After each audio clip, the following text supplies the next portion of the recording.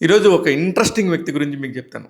ఎందుకు ఇంట్రెస్టింగ్ వ్యక్తి అంటున్నానంటే, ఎక్కడో గోవా మూలాలో ఉన్న ఒక మనిషి మహారాష్ట్రలో పుట్టి పెరిగారు. ఒక మిస్ ఇండియాగా అవతరించారు.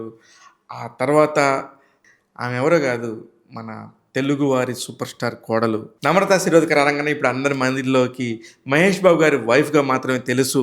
సీతారా గారిని ఇంకా ఎంత బాగా పెంచి ఆమెలాగా తీర్చిదిద్దుతున్నారో అందరూ చూస్తూనే ఉన్నాం.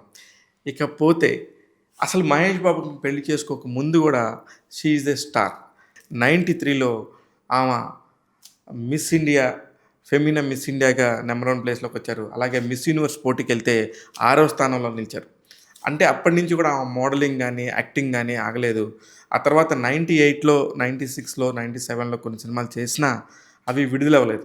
అలా ఆ ట్రావెల్‌లోనే 2000 సంవత్సరంలో మహేష్ బాబు హీరోగా నటించిన 'వంశీ' సినిమాలోను, అలాగే చిరంజీవి గారు హీరోగా నటించిన 'అంజీ' సినిమాలోను ఈమె హీరోయిన్‌గా ఛాన్స్ దక్కించుకుంది. ఇలాగా 2 తెలుగు సినిమాల్లో మాత్రమే హీరోయిన్‌గా నటించారు. ఆ తర్వాత కూడా 2005 దాకా, అంటే తను పెళ్ళైన దాకా తను అగ్రీమెంట్ చేసుకున్న అన్ని సినిమాలను కంప్లీట్ చేసి, ఆ తర్వాత మహేష్ బాబు గారిని పెళ్లి చేసుకుంది ఫిబ్రవరి 10, 2005 సంవత్సరంలో. ఇప్పుడు నమ్రతా శిరోద్కర్ గారి గురించి ఎందుకంటే, ఈరోజు ఆమె పుట్టినరోజు. 53 సంవత్సరాలు పూర్తి చేసుకొని 54వ సంవత్సరంలోకి అడుగుపెడుతున్నారు.